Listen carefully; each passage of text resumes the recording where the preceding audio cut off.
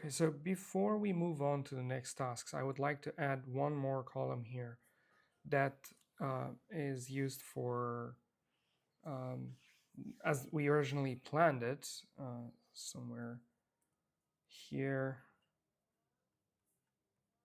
that we would like to also have one column for appointment booked.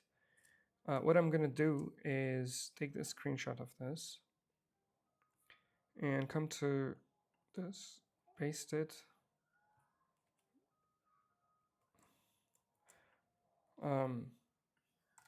Maybe for, okay, it's inside the container. Maybe that's why the Control V is not working.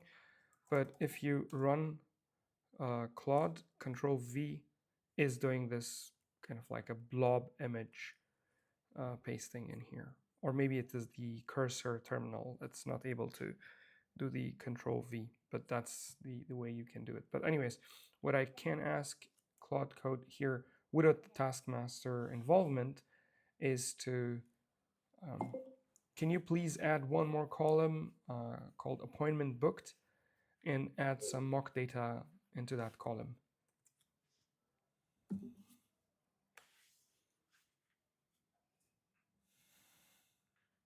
All right, so again, since it's still running in that YOLO mode, it's going to go on. Apparently, this to-do list is not coming from Taskmaster because I don't see any MCP calls happening there. It is the internal task management of Claude Code. And we can also keep an eye on the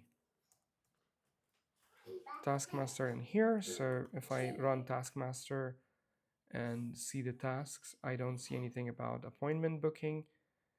Neither it created the subtasks. Usually it is a good idea to create subtasks so that it kind of like isolates the problems. Anyways, these initial tasks are not so complicated, but down the road as we go on, it could be interesting to see subtasks. All right, so it is still ongoing, and as it goes on to the next step, I'll resume the recording. Okay, so all the tasks are done. Let's spin off our project here.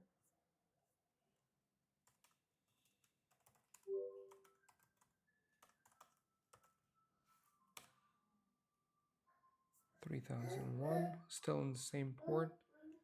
And there we go. Appointment booked and disqualified comes here. Because we also want to track how many appointments are booked, this is an important add-on. So I'm going to quickly go in. Yep, it is ready. So added appointment booked column. So with that, in the next video, we are going to start creating the next tasks using Claude Code. See you there.